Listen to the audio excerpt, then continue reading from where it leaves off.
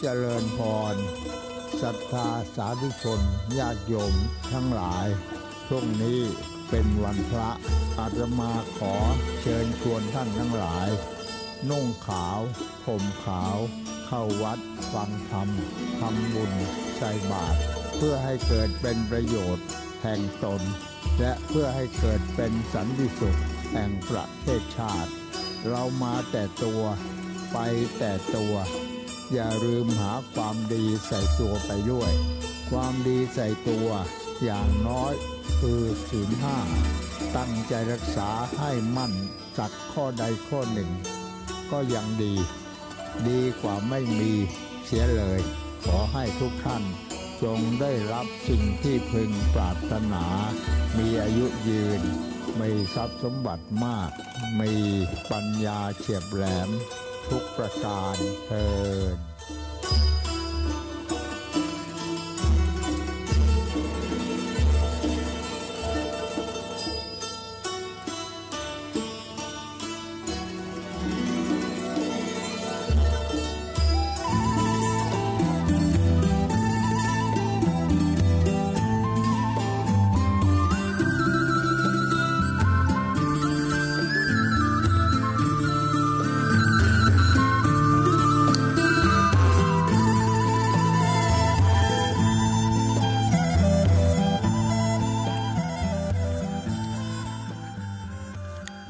ขอนอบน้อมเอากุณพระแก้วเจ้าทั้งสามประการอันมีพระพุทธพระธรรมพระสงฆ์กุณพ่อกุณแม่กุณครูบาอาจารย์กุณศีลธรรมกรรมฐานจงมาปกห่มรักษาครูบาอาจารย์พระเจ้าประสงค์ทุกรูปปกห่มรักษาบ่ออกไม่ออกศรัทธาตั้นสาธุชนคนดีผู้สนใจใฝ่ในธรรมทุกท่านขอถวายความเคารพแสดงความนับถือพระมหาเถระพระเถรานุเถระเจ้าคณะพระสังฆาธิการครูบาอาจารย์เจ้าที่เปิดวิทยุฟังอยู่ที่วัดที่ว่าเวลานี้เจริญพรศรัทธาญาติโยมท่านสาธุชนคนดีพ่ออุ้ยแม่อุ้ยนักศีลนักบุญเท่าแก่น้อยใจหญิงต่างหลายทุกท่านธรรมะสวัสดีสวัสดียามเจ้าศรัทธาญาติโยมท่านผู้ฟังทั้งหลายยินดีต้อนรับเข้าสู่รุ่งอรุณวันใหม่ประกันเจ้านี้เป็นเจ้าของวันพุธที่9เดือนมีนาคมพุทธศักราช2565วันนี้เป็นวันดาวันพุธเป็นวันพระวันศีลวันนี้เป็นวันเดือน6เหนือขึ้น7ค่ำวันพุธนี้8ค่ำศีลหน้าก็เป็นวันเดือนเพ็ญศรัทธาญาติโยมท่านทั้งหลายลูกเจ้าตื่นตัวเจ้าบัวกับหันเยื่องนาพังพร้อมลุกควายบ่ตันหนต่างกีดกอมก้าตัวบ่ต้อมปุ่นอายจุงเก่งเข้าไว้อย่าไปเฮือขวายต่อหน้าสบายจำไว้เน้อเจ้าจำไว้เน้อเจ้าอรุณสวัสดิ์ธรรมะสวัสดีสวัสดียามเจ้าไผที่ยังบ่ลุกก็เตรียมตัวลุกมาได้แล้วเน้อเตรียมตัวลุกมาได้แล้วหลับลุกเจ้ากินผักตังปายหลับลุกขวายกินผักตังเก้าลุกเจ้าได้หลายลุกควายได้น้อยหลับลุกเจ้าเป็นเจ้าตังหลายหลับลุกขวายป่าเฮือลูกหลานเป็นหนี้เป็นค่าเน้อ ตื่นมาเหียเนอลุกมาเหียเนอลุกเนอลุกเนอลุกลุกลุกลุกลุกตื่นตื่นตื่นตื่นตื่นหลับลุกเจ้ากินพักดังปายหลับลุกควายกินพักดังเก้าลุกมาได้แล้วตื่นมาได้แล้วมาปะกันในรายการเสียงธรรมแสงอรุณวันนี้อยู่กับอาตมาภาพจนถึงเวลา6 โมงแล้วก็ตั้งแต่เวลา6 โมงเป็นต้นไปก็เป็นรายการมรดกธรรมพื้นเมืองดำเนินรายการโดยหลวงพ่อพระครูวิสิทธิ์ศิลาพรเป็นประจำทุกวันพุธมาปะกันแล้วบ่เฮือได้ขาดแคลวเสียเวลามาอูธรรมะนำเสนอธรรมะประจำวันส่งความปรารถนาดีส่งกำลังใจไปสู่ญาติโยมผู้ฟังทางบ้านทุกท่านทุกคนมนุษย์เป็นสัตว์โลกประเภทเดียวต่ออันที่มีความสามารถเข้าถึงความเป็นจริงทั้งหลายทั้งปวงโดยการฝึกตัวเองให้มีสัจจะต่อความดีนอกจากนี้มนุษย์สามารถที่จะกำจัดต้นเหตุแห่งความทุกข์เข้าถึงความสุขได้อย่างแท้จริงแต่การได้อัตภาพของความเป็นมนุษย์นั้นยากเย็นแสนเข็ญดังที่ครูบาอาจารย์ผู้หูนักปราชญ์เปิ้นได้อุปมาไว้ว่าในมหาสมุทรมีเต่าตาบอดตัวหนึ่งแล้วก็มีห่วงอันหนึ่งแบบเป็นบ่วงศรัทธาญาติโยมอย่างกับบ่วงยางอย่างกับห่วงยางลอยไปลอยมาทุก100 ปีมีเต่าตาบอดตัวหนึ่งโผล่ขึ้นมาจากน้ำโอกาสที่หัวเต่าตัวนี้บังเอิญไปสอดซุบเข้าที่บ่วงเข้าที่ห่วงนั้นมันก็ยากต้องใจเวลาบ่ฮู้กี่100 ล้านปีพันล้านปีจะได้บ่ฮู้ถึงยากแล้วก็ใจเวลามื้นยาวนานขนาดนั้นก็ยังง่ายกว่าไวกว่าการได้ที่ว่าเต่าตัวนั้นจะได้ปิกมาเกิดเป็นมนุษย์แถมญาติโยมทั้งหลายยังได้ก็ตามที่บอกญาติโยมทั้งหลายว่าครูบาอาจารย์เพิ่นว่าสิ่งที่ยากที่สุดมี4 อย่างการเกิดเป็นมนุษย์ยากการมีชีวิตยืนยาวยากการได้ฟังธรรมะคำสอนดีๆยากแล้วก็การอุบัติเกิดขึ้นของพระพุทธเจ้ายากแต่สิ่งที่ยากถึง4 อย่างนั้นบัดเดี๋ยวนี้เฮามาปะหมดเฮาก็เกิดเป็นมนุษย์เฮาก็มีชีวิตมาอยู่จนถึงปัจจุบันนี้แล้วบ่เจ้าแต่นั้นเฮาทุกท่านก็ยังได้ฟังธรรมะกูเจ้ากูเจ้าแม่เจ้าก็ได้ห้องกันลุกมาค่ำก็ได้ฟังธรรมก่อนนอนการเกิดของพระพุทธเจ้าเฮาก็มาปะในห่วงของที่เฮาได้ยินได้ฟังคำสอนได้ลิ้มรสแห่งพระธรรมพุทธศาสนาเดินทางมา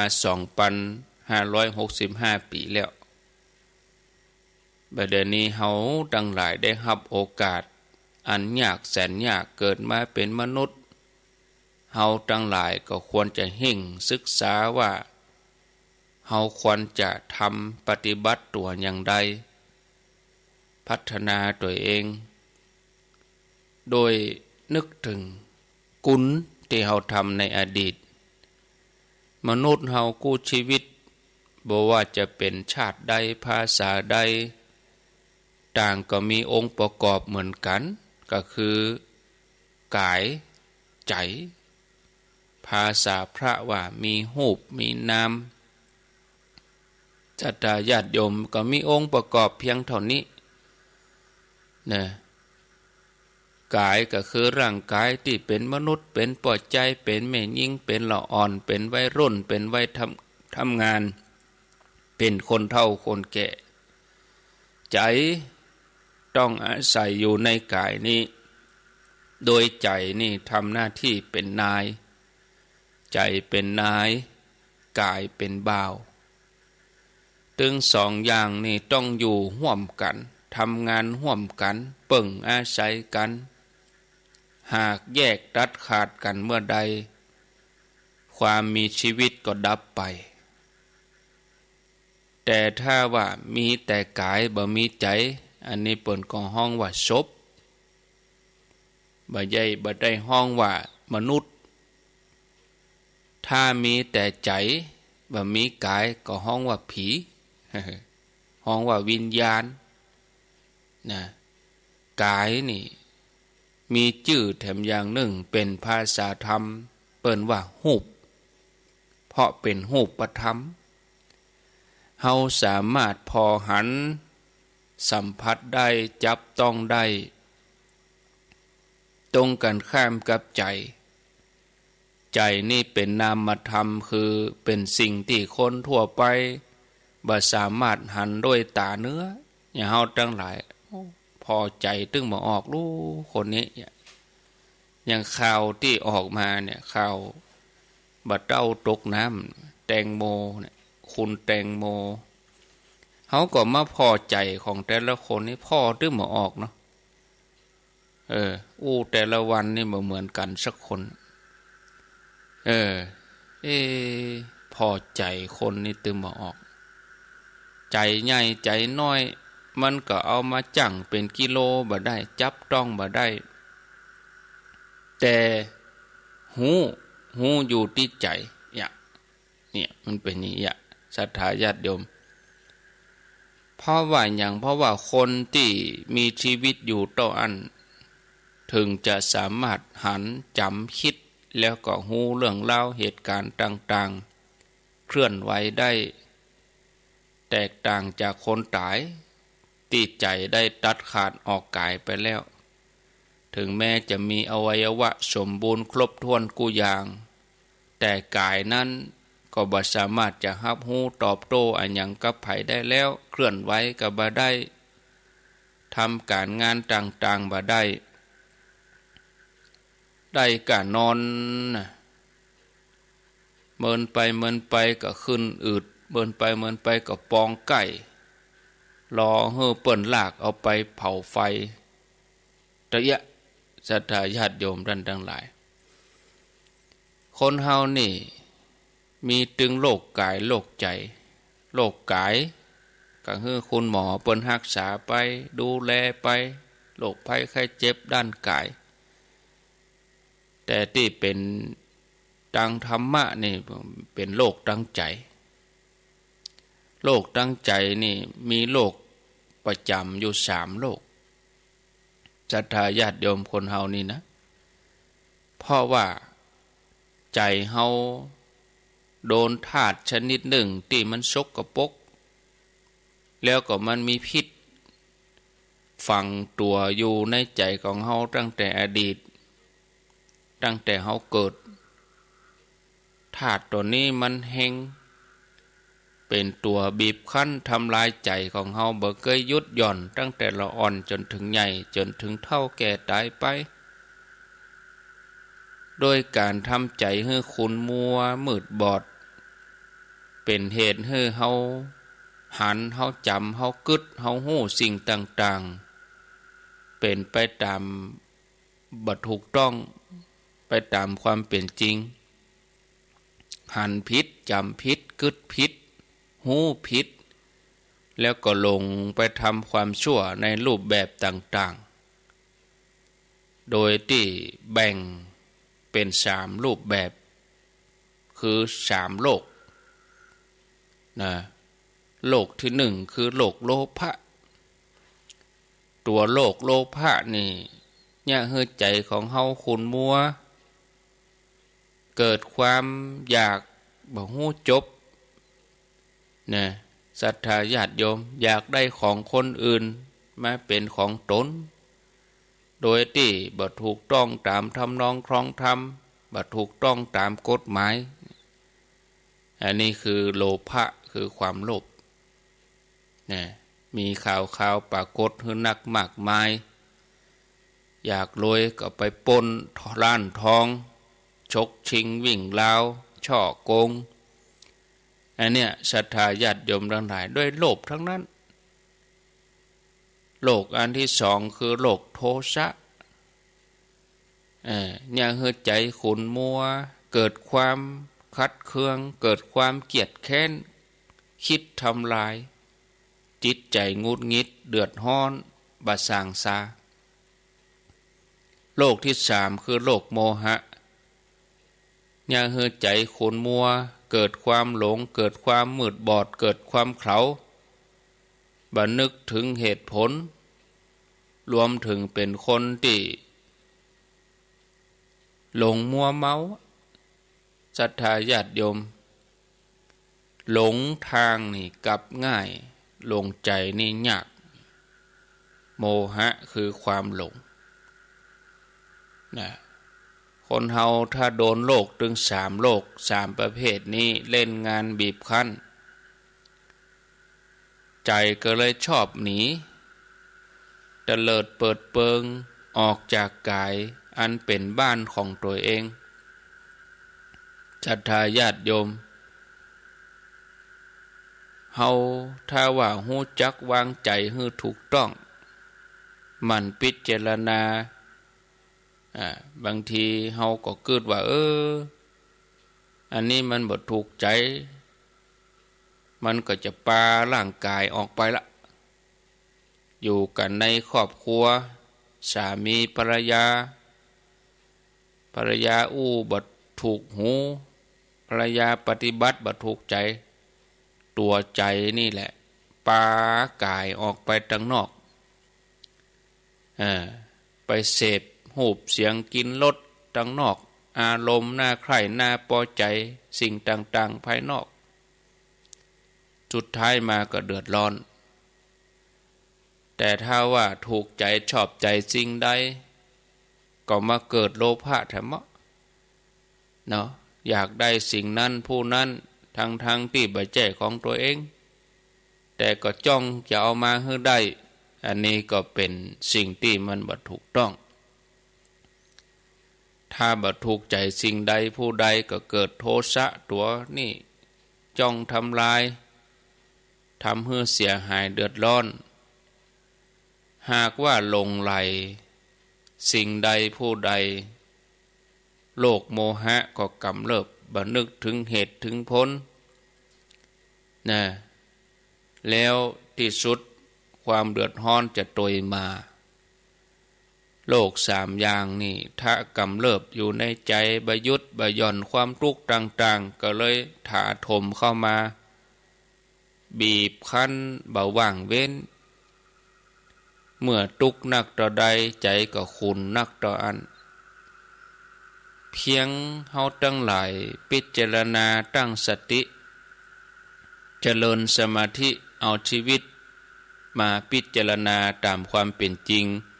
เฮาทั้งหลายก็จะได้ฮู้ได้หันด้วยตัวเองศรัทธาญาติโยมแต่การที่จะฮู้หันโลกถึงสามอย่างที่มันฝังลึกอยู่ในใจนี่มันยากแสนยากเพราะโลกถึงสามอย่างเนี่ยเป็นธาตุที่สกปรกโลกถึงสามอย่างนี้มันละเอียดมันฝังแน่นแทรกซึมเข้าไปเนื้อในใจของเฮาละเอียดก็บ่ต้องอู้ถึงว่าการฮู้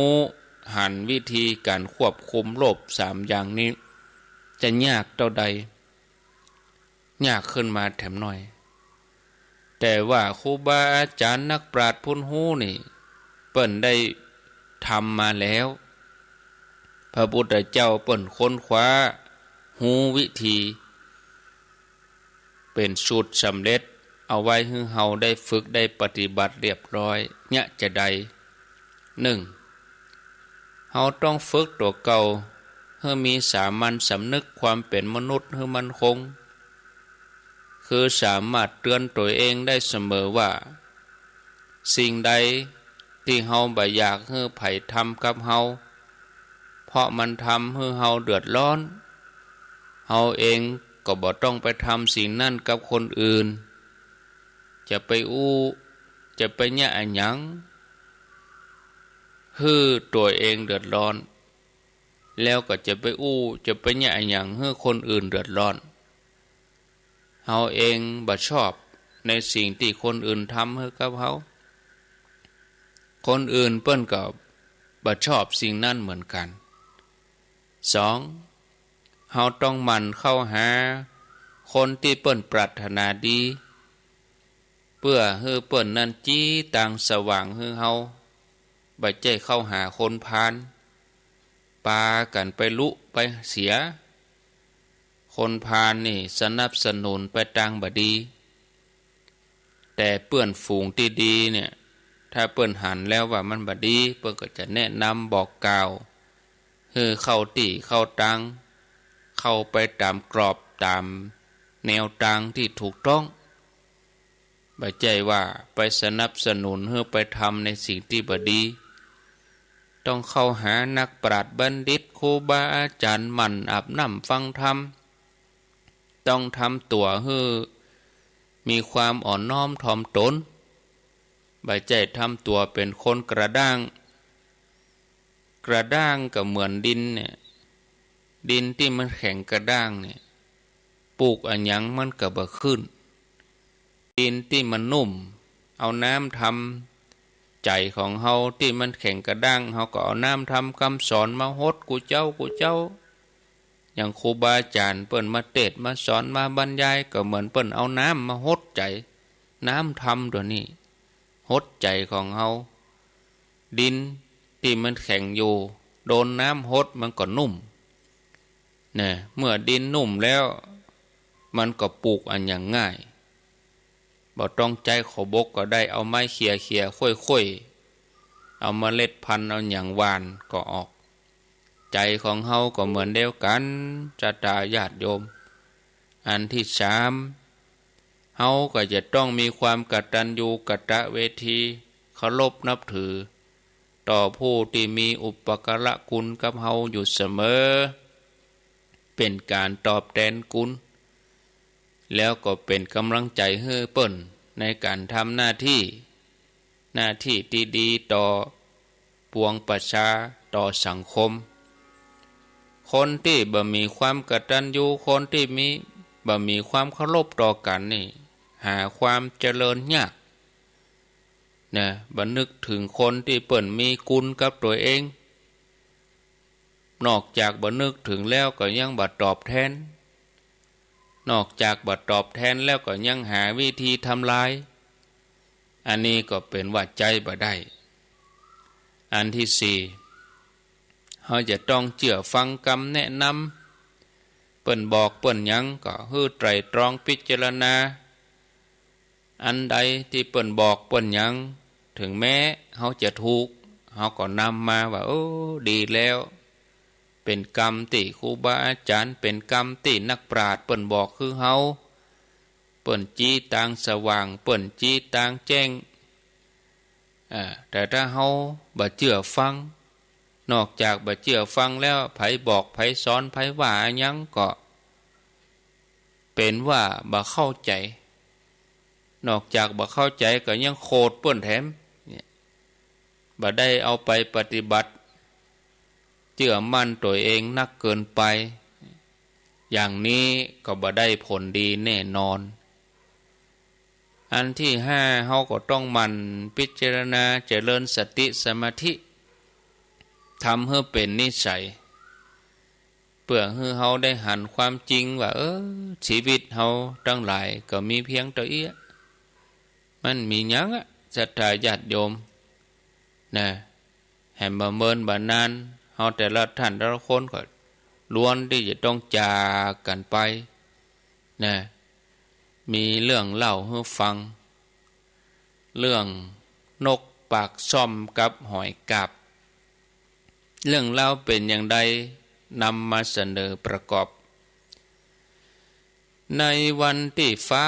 โปร่งใสอากาศแจ่มใสมีหอยกาบตัวหนึ่งนอนพึ่งแดดอยู่ที่หาดทรายที่ชายทะเลหอยตัวนี้มันก็เปิดเปลือกของมันออกเป็นสองข้างหอยกาบนี่กับหอยอย่างหอยแครงนี่นะศรัทธาญาติโยมเนาะเวลาเปิดออกมามันยังฝาเนี่ยมันมีฝาปิดเปิดหรอหอยตัวนี้มันก็มาอาบแดดกะ อยู่ที่ชายหาดชายทะเลหอยนี่มันก็เปิดเปลือกออกมารับแสงแดดยามเจ้าแสงแดดนี่ก็อุ่นในขณะเดียวกันนั้นก็มีนกปากซ่อมตัวหนึ่งเดินเสาะหาอาหารอยู่ที่บริเวณใกล้เคียงนกตัวนี้หันใส่จิ้นสีแดงหันใส่หอยสะท้อนแสงออกมานี่นกตัวนี้ก็ดีใจตรงเข้ามาใจปากหมายจะจิกกินเนื้อหอยกาบนี่ก็เจ็บปวดทรมานก็เลยขัดใจหนีบหุบเปลือกมันที่มันอ้าไว้เนี่ยพอจะเหมือนกับดักกันเนาะศรัทธาญาติโยมลองนึกเอาอย่างที่กับดักหนูนะอ้าไว้บกองนกจิกเข้าไปมันก็งับเนี่ยหนีบเอาจะงอยปากของนกโอ้ติดอยู่เปลือกหอยติดอยู่ปากนกตัวนี้กับพยายามดึงสวุธจะได้ก็บ่สำเร็จ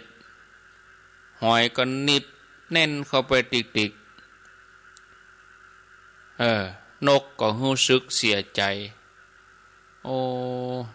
แต่ก็แสดงทำทีทำท่าว่าบ่แยแสอูกับนกอูกับหอยว่านกตัวนี้อูกับหอยกาบว่า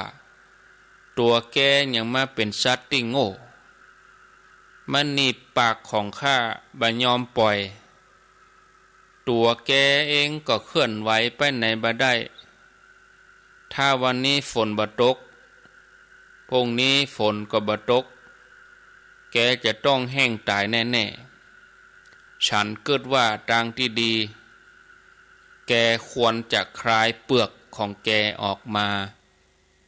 แล้วก็ปิกลงไปในน้ำจะดีกว่าหอยกาบตัวนี้ก็ยิ้มอย่างเย็นชาตอบไปว่าแกบ่ต้องมาอู้ดีกับฉันบ่ลงกลแกแน่นอนปากของแกเนี่ยถูกฉันหนีบเอาไว้อย่างนี้วันนี้ก็คงบ่ได้กินอะไรยังวันพุกก็บ่ได้กินอะไรยังวันฮือก็บ่ได้กินอะไรยังในที่สุดตัวแกก็จะตายญาติโยมสัตว์ถึงสองนี่ก็ต่างก็มีทิฏฐิอยู่นั้นเถียงกันไปเถียงกันมาได้เกิงค่อนวันไปว่ามีภัยยอมภัยพอดีก็มีชาวประมงคนหนึ่งกำลังมาดังนั้นหั่นสัตว์2 ตัวหอยก็หนีบปากนกก็ซับไปที่ตัวหอยชาวประมงอู้ขึ้นอย่างดีใจว่าโอ้โชคดีวันนี้เนี่ยเมื่อสัตว์ถึง2ถึงกู้ตกลงกันบ่ได้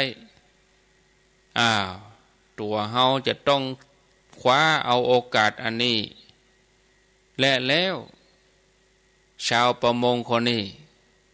ก็ยับสัตว์ถึง2 ตัวนี้ขึ้นมาใส่กระสอบวางแผนว่า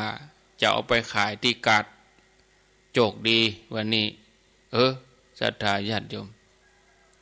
ผลสุดท้ายมาสัตว์ถึง2ก็กลายเป็นอาหารของชาวประมงนี่ญาติโยม จากเรื่องที่เล่าให้ฟังนี่ก็ได้ข้อคิดว่าจะได้ข้อคิดว่าการถือทิฏฐิมานะเพื่อจะเอาชนะกันคนเฮานี่จะไปเป็นคนดื้อถือทิฏฐินักดื้อดึงจะเอากัดชนะให้ได้คนอย่างนี้นี่เป็นคนที่บ่น่าฮักบ่มีไผที่จะอยากคบหาสมาคมทำเรื่องน้อยให้กลายเป็นเรื่องใหญ่แล้วตัวเองต้องมานั่งเสียใจเมื่อลุ้นขอให้หมู่เฮาทั้งหลายเป็นคนที่ฮู้จักผ่อนสั้นผ่อนยาวฮู้จักประนีประนอมมีหลักการเมื่อใดที่ฮู้ว่าตัวเองทำพลาดก็อาจหาญที่จะยอมรับผิดอาจหาญที่จะขอโทษแล้วก็ปรับปรุงแก้ไขบ่ใจว่าดันทุรังเถียงข้างๆคูกลัวหน้าแตกจะเอาตัวเองชนะอย่างเดียวตัวเองถูกคนเดียวคนที่ฮู้จักการยอมแพ้ฮู้จักการถอยก็จะเป็นคนที่ชนะญาติโยมแทนที่จะเป็นการบั่นทอนศักดิ์ศรีตัวเองตรงกันข้ามเขาคนนั้นก็จะกลายเป็นคนที่เปิ่นเคารพนับถือเป็นคนที่เกรงใจของคนอื่นนี่ศรัทธาญาติโยมแถมเรื่องหนึ่งอันนี้เป็นเกี่ยวกับเกาหลีนิทานเกาหลีก็ว่านิทานญี่ปุ่นมาโหนะชื่อเปิ้นว่าหมอจื้อดูการย้อมผ้าคงจะเป็นทั้งจีนบุญเนาะหมอจื้อนี่เป็นนักปราชญ์นะของจีนเป็นคนจีนแต่เรื่องนี้เกิดขึ้นในสมัยสงคราม7 แคว้นของจีนแล้วแคว้นต่างๆมีอยู่เตื้อหนึ่งเขาปาลูกศิษย์เดินผ่านโรงงานย้อมผ้าแล้วก็ยุดยืนดูการย้อมผ้าอยู่ที่ประตูโรงงานหมู่เขาหันคนงานเอาผ้าไหมที่ขาวเหมือนกับหิมะผ้านี่มีนักก็มาแจ่ลงในถังสีกำมัดสักบึดหนึ่งผ้าไหมนั่นก็ย้อมติดกันเป็นสีสันต่างๆสีที่ใส่ลงไปในถังย้อมสีน้ำเงินก็กลายเป็นสีน้ำเงินในถังย้อมสีเหลืองก็ผ้านั้นก็กลายเป็นสีเหลืองหม้อจื้อก็พอคนงานหมู่นั้นย้อมผ้าพอไปก็บ่อู้อันยังแต่บนใบหน้าของเขาแสดงความรู้สึกออกมาแล้วเขาก็ถอนหายใจยาวๆลำพึงลำพันกับตัวเก่าว่าโอ้ช่างเป็นหม้อย้อมผ้าอันร้ายกาจอันอย่างนี้ลูกศิษย์ก็ถามหมอจื้อว่าอาจารย์อู้อย่างอี้หมายความว่าอย่างใดครับหมอจื้อก็ตอบว่าพวกเธอดูผ้าสีขาวบริสุทธิ์เหล่านั้นบอกกองใส่ลงไปในหม้อย้อมก็เปลี่ยนสีไปทันทีที่อยู่ในถังสีเหลืองก็กลายเป็นสีเหลืองที่อยู่ในถังสีดำก็กลายเป็นสีดำบ่อาจจะฟื้นคืนสู่ดังเก่าเดิมได้คนเฮาก็คงจะเหมือนเดียวกันเด็กน้อยทั้งหลายต่างก็บริสุทธิ์ไร้เดียงสาเหมือนผ้าไหมขาวเหมือนหิมะแต่บอกกองเข้าสู่สังคมสัมผัสกับคนอื่นตั้งแต่ครอบครัวจนถึงสังคมภายนอกเด็กน้อยนั่นก็จะได้รับอิทธิพลจากคนรอบข้างที่อยู่กับคนดีก็กลายเป็นคนดีที่อยู่กับคนบดีก็กลายเป็นคนบดีไปโดยอิทธิพลของสิ่งแวดล้อมนี่มีต่อเขาแท้ กำเมืองก็ตึงว่าโลเนาะศรัทธาคบแห้งเป็นแห้งคบกาเป็นกาลูกศิษย์ของหมอจื้อก็บอกว่าท่านอาจารย์อู้ถูกต้องจริงคนหนุ่มคนสาวทั้งหลายควรจะมีความสุขุมรอบคอบระมัดระวังในการคบหาสมาคมท่านสาธุชนทั้งหลายการคบหาสมาคมการเลือกคบคนมีวิธีการเลือกบ่ใช่ว่าไปเลือกตามใจชอบไผเอาอกเอาใจไผทำถูกใจเฮาก็ชอบคนนั้นคบคนนั้นแต่ว่ามีหลักง่ายๆว่าไผที่เฮาอยู่แล้วก็ทำให้เกิดความโลภความโกรธความหลงในตัวเฮาเพิ่มขึ้นนะไผที่เฮาเข้าหาไผที่เฮาอยู่เฮาเปลี่ยนใจเฮาเป็นคนขี้โลภขี้โกรธขี้หลงทำให้เฮาอยากได้อยากมีในสิ่งที่บ่ถูกต้องไผก็ดีที่เฮาเข้าหาคอยยุแยงแต่แข็งรั่วยุเฮือลำตำเฮือรั่วทำให้เฮาเป็นคนขี้เกียจขี้คนระแวงคนอื่นไผก็ตามจวนให้เฮาลุ่มหลงมัวเมาในอบายมุขคนนั้นได้ชื่อว่าเป็นคนพาลควรหนีออกห่างบ่ควรคบควรหนีไกลนะแล้วก็มีกรรมเมืองกรรมบะเก่าบ่นบอกไว้เหมือนกันว่าหนีหมาฮื้อปอศอกมีหนีวอกฮื้อปอวาหนีคนพาลคนพาลาฮื้อไก่แสนโยชน์ตรงกันข้ามถ้าคนไหนถ้าเฮาเข้าหาสมาคมแล้วก็แนะนำให้เฮาทำความดีอยากให้เฮาทำความดีให้การรักษาศีลอย่างนี้เปิ่นฮ้องว่าบัณฑิตเฮาควรเข้าหาแล้วเฮาก็จะต้องระมัดระวัง ระมัดระวังแถมอย่างหนึ่งก็คือว่าระวังบ่ให้ตัวของเฮากลายเป็นคนพาลเสียเองเฮาจะต้องฝึกตัวของเฮาให้เป็นคนที่มีความคิดเห็นน้อยโดยใจหลักโยนิโสมนสิการคือการตรวจสอบตัวเองมีวิธีตรวจสอบตัวเองง่ายๆว่ากึดจ่างกะกึดบ่จ่างกะตรวจจะได้ก็คือว่าถ้าอยากได้อันหยังยิ่งกึดก็ยิ่งโลภยิ่งอยากได้หรือกำลังเกลียดเฮือไผโกรธเฮือไผยิ่งกึดก็ยิ่งโกรธยิ่งแค้นกำลังหลงยิ่งกึดก็ยิ่งหลงมัวเมาก็แสดงว่ากึดผิดไปแล้วคนที่กึดนะคนกึดนี่เป็นคนยิ่งกึดยิ่งโลภถ้ากึดเฮาก็พิจารณาถ้าว่าเฮาบัดถ้าเป็นโลภอย่างนั้นความโลภมันลดลงความโกรธเกิดขึ้นมาเฮาพิจารณาคลายความโกรธได้ความหลงมันขึ้นมาเฮาก็ทำให้มันเบาบางไป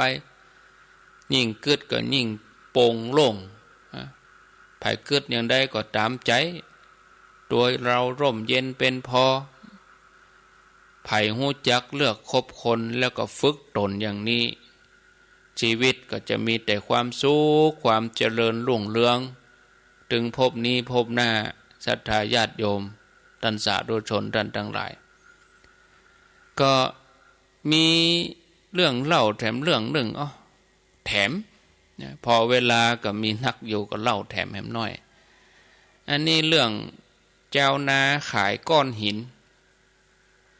มีเจ้านาคนหนึ่งอาศัยอยู่ที่เชิงเขาสูงเสียดฟ้าภูเขานี่ก็เต็มไปด้วยหน้าผาสูงบ่เคยมีภัยขึ้นไปถึงยอดเขาได้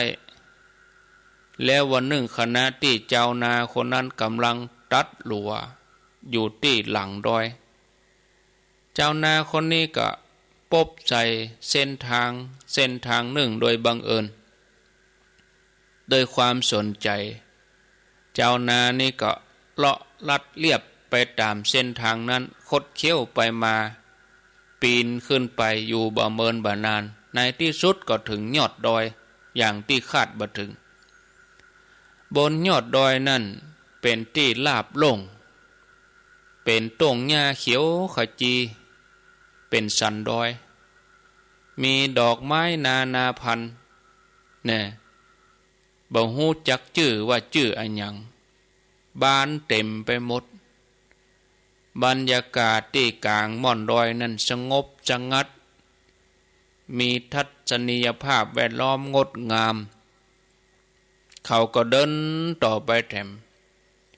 สักบึดหนึ่งก็ปะใส่สระน้ำใสพอหันตัวป่าแวกว่ายไปมาที่หิมสระนั้นก็มีหินจำนวนนัก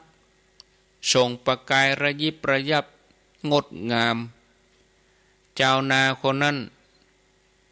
เคยได้ยินคนอู้ถึงอัญมณีแต่ตัวเองบ่เคยหันมาก่อนบ่ฮู้ว่าอันที่เป็นเพชรนินจินดานี่มีลักษณะอย่างใดเจ้านาคนนี้ก็คาดคะเนว่าหินที่งามหมู่เนี้ยมีประกายระยิบระยับคงจะเป็นอัญมณีเป็นเพชรนินจินดาในที่สุดก็เลือกเอาก้อนที่งามที่สุดปิกบ้านตกเมื่อเจ้านานี่ก็เข้าไปในเมืองไปเสาะหาร้านอัญมณีเขาก็เอาก้อนหินนี่ไปให้เจ้าของร้านพอเจ้าของร้านอัญมณีนี่ก็ฮับเอาก้อนหินนี่มาพิจารณาอย่างละเอียดแล้วก็บอกให้เจ้านาว่าโอ้อันนี้มันเป็นอัญมณีที่มีค่าเนอะโอ้อัญมณีมีค่าจะขายให้ก็จะให้10,000 เหรียญเจ้านาได้ยินคำอูก็รู้สึกดีใจแต่แสดงท่าทีเฉยๆบ่ตื่นเต้นอะไรอย่างแล้วก็บอกว่าตอนนี้ยังบ่ตัดสินใจเตื้อจะขายก็บ่ขายบรรพวกเฮาก็ก้อยมาอู้กันแต่ใหม่นอว่าอย่างนี้เจ้านานี่ก็ปิกบ้านแล้วก็ไปห้องปลุกระดมคนในครอบครัวขึ้นไปบนยอดดอยขนก้อนหินนั่นสีต่างๆลงมาเอาใส่กระสอบลงมาจ่วยกันตลอดวันโดญาติโยมได้อยู่หลายกระสอบเอาไปใส่ล้อขนเข้าไปในเมืองขนเข้าไปด้วยความ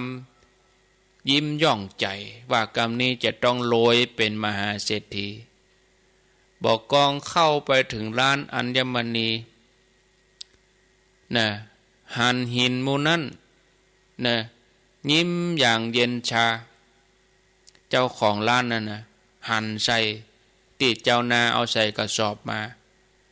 เจ้าของร้านนี่ก็ยิ้มอย่างเย็นชาแล้วก็ตอบว่าเอาหินมาดึง4-5 กระสอบเอาไปเหรียญเดียวก็เปาะก้อนเดียวเนี่ยตะกี้เนี่ยแต่ว่านี่ก้อนเดียวมีราคา10,000 เหรียญแต่อันนี้ขนมาถึง4-5 กระสอบตีราคาเหรียญเดียวนั่นญาติโยมทั้งหลายสิ่งดีมีนักล้ำไปก็อาจจะด้อยค่าโดยทั่วไปเนี่ยคนเฮาตัดสินใจเรื่องต่างๆโดยองค์ประกอบอยู่2 อย่างคนเฮาจะตัดสินใจอย่างโดยเหตุโดยผลแล้วก็โดยอารมณ์เฮาจะตัดสินใจด้วยอย่างคนจำนวนบ่น้อยที่องค์ประกอบแรกคือด้านอารมณ์ความพอใจมีอิทธิพลเหนือกว่าเหตุผลเหมือนอาหารเนี่ยแม้มีสารอาหารครบถ้วนสมบูรณ์แต่ถ้าว่ามันบ่ล้ำคนเฮาก็บ่ค่อยกินตรงกันข้ามอาหารที่มันมีคุณค่าทางโภชนาการมีประโยชน์ แต่ว่ารสชาติมันบ่ล้ำคนก็บ่นิยมกินเมื่อเฮาฮู้อย่างอีกญาติโยมในการติดต่อปฏิสัมพันธ์การได้สื่อสารกับคนทั้งหลายเฮาจะต้องนึกถึงอารมณ์ของฝ่ายหนึ่งให้นักกึดจะไปกึดว่าเพียงแต่ว่าตัวเองถูกอย่างเดียวเฮาก็มีเหตุผลของเฮาเขาก็มีเหตุผลของเขาฉะนั้นก็จะต้องใจศิลปะนะฮู้จังหวะจะโคนฮู้กาลเทศะนะเฮาถึงจะประสบความสำเร็จบางครั้งนี่เรื่องดีๆนะแต่เฮาอู้นักไปเสนอนักไปบางทีก็อาจจะถูกแปรเจตนาไปผิดหวังดีกับเขาก็กลายเป็นหวังให้ไปเหียหรือว่าถูกพอเป็นของไร้ค่าเหมือนกับเจ้านาคนนี้เป็นต้นนะก็ฝากไว้พอเวลาแล้วก็พอสมควรเนาะประเด็นนี้ตี 5 กับ 54 นาทีก็วันที่13วันที่13ก็ข้างบักกี่วันนี้แล้ววันนี้วันที่9 10 11 12 13 3-4 วันก็จะตานตุงกันเนอะญาติโยมเจิญจวนตานตุงเกียมปอยหลวงที่ดอยนางแก้วตานตุงวันที่13ไผจะเอาตุงไปคนเดียวก็ได้ไผจะไปปูจาเอาปุ้นก็ตามใจตาน2 เวลาแรกคือก่อนเพล10 โมงครึ่งเวลาที่2 บ่าย 2แต่ถ้าเฮาไปตามเวลาเฮาจะไปเวลาประชาธิปไตยก็ได้ไปตัดเวลาไหนก็ไปตามเวลานั้นเนอะอันนี้เป็นการระบายคนบางคนแออัดก็แจ้งให้ทราบญาติโยมแล้วก็วันที่11นี่ไผจะไปตานบ่าตานแหงเนาะวันที่11นี่ก็ร่วมใจแห่งกรรมอันนี้เปิ้นจะขนดินแล้วก็จะเทปูนแล้วก็จะเป็นการได้แปลงทางเดินรอบสุดท้ายจริงๆนะวันที่11นี่จะมีตึงพระตึงเน้นจะมีตึงเจ้าบ้านช่วยกันเนาะญาติโยมเนาะวันที่11ห่อเข้าไปตวยนะไปช่วยกันเพียวกันปัดช่วยกันทำความสะอาดเกี่ยมงานแล้วก็ประเด็นนี้ศาลาก็ไปเนี่ยอันยังทำอันยังได้หลายอย่างพ่องแล้วหาวที่จะให้คนเท่าสาวขึ้นขั้นใดก็ 60% ละข้างกัดทำสีส่วนเพิกตั้งใต้ที่ญาติโยมของห้อมเล็กห้อมหยังนี่ก็ศาลาก็แปลงละแหม2 วันก็แล้วละวันที่13นี่ก็ได้ใจละอีนะเนาะศรัทธาญาติโยมเนาะแล้วก็หมู่ที่มีแห้งนักคนหนุ่มก็วันที่11นี่เขาจะได้เทปูนจากหน้าศาลาไปจนฐานเจดีย์ที่หน้าศาลาเนี่ยมันมีว่างหันน้อยก็อินดูคนเท่าเตียวจะเตือกกับขี้ฝุ่นมันฟุ้งขึ้นมากวดขี้โคก็ยากเนาะศรัทธาญาติโยมอันนั้นจะเทคือคนเท่าได้เตียวสะดวกสบายแบบไปย่ำใส่ใบหินพะเลิศเนาะเทไว้จากฐานของศาลาไปจนกับฐานเจดีย์ก็ยาวสัก7 เมตรกว้าง3 เมตรบ่ได้วันที่11เฮาไปช่วยกันติ้วปูนเทแล้วก็ไปแปลงทางเดินเนาะปรับพื้นที่คือมันงดงามเรียบร้อยไปเหียศรัทธาญาติโยมเนอะใครจะไปร่วมกันก็เจิญวันที่13ตานตุงอาตมาก็จะไปอยู่ฮะนะตั้งแต่13 ถึง20เข้ากำนี่บ่ได้บังคับยังได้ครูบาอาจารย์ตนได้รูปได้จะไปก็ไปบ่ว่ากันมีไผไปก็อยู่คนเดียว เนาะญาติโยมเนาะตึงอยู่ตั้งใจไว้แล้วสุดท้ายแล้วรอบสุดท้ายแล้วปนวันที่20ไปแล้วก็ได้ยินน่ะข่าว4-2 เมืองวันที่20ไปดักปิ้งกันนั้นก็ไปสร้างสรรค์งานอื่นต่อมันจึงมีเรื่องให้ได้ทำไปเรื่อยๆ วันที่18พุทธาภิเษกญาติโยมที่กังวลว่าโอ้บ่ได้จองได้หยังเรียนบ่ได้จองก็เปิ้นจะได้ก็ได้ไม่มีปัญหาไปปูจาหน้างานเอาวันที่19 มีนาเนอะบ่ต้องกังวลส่วนหมู่ที่จะฮื้อส่งไปรษณีย์นั่นน่ะฮื้อหลังวันที่20เหี่ยก่อนเพราะว่าเหรียญบางคนก็จะเอาบดิบบ่เดียวไปเอาเตื้อจะได้เหรียญมีไหนเนี่ยบ่ฮู้เตื้อรอให้เปิ้นพุทธาภิเษกแล้วก่อนเนี่ยเปิ้นพุทธาภิเษกคืนวันที่18แล้วก็รับได้ตั้งแต่19เป็นต้นไปพ่องก็โทรมาอีแม่จะให้ท่านส่งมาวันพุธได้ก็ยังบ่ฟังกันน่ะฟังแล้วก็ถ้าว่าบ่เข้าใจกันยังได้บ่ฮู้ได้ยินคนอื่นอู้นะเปิ้นให้ไปเอาก็วันที่19วันเดียวนะอันนั้นก็ตีความไปเลยเอาเปิ้นยุ่งหำมะฟังวิทยุถึงวันก็ยังบ่เข้าใจแล้วก็ไปฟังไผว่าเขาว่ามาท่านอาจารย์ก็เขาว่าก็ยังบ่ฟังตู้เจ้าไปฟังเขาว่าหยัง ฟังเขาว่าถ้าบ่แน่ใจก็โทรมาถามกะท่านอาจารย์มันอย่างอันอย่างอี้จริงก็อย่างอันก็โทรมาถามเลยเบอร์ก็ตึงบอกเบอร์โทรศัพท์ก็ตึงบอกออกวิทยุนี่วับนี่แล้วก็ไปสันนิษฐานเราคนเดียวเราไปตีความหมายคนเดียวเอาเปิ้นยุ่งลูกเนาะเอาละลาไปก่อนเด้อสวัสดีญาติโยมทั้งหลายก้อยปะกันแต่ใหม่อายุวันโอสุขังปลัง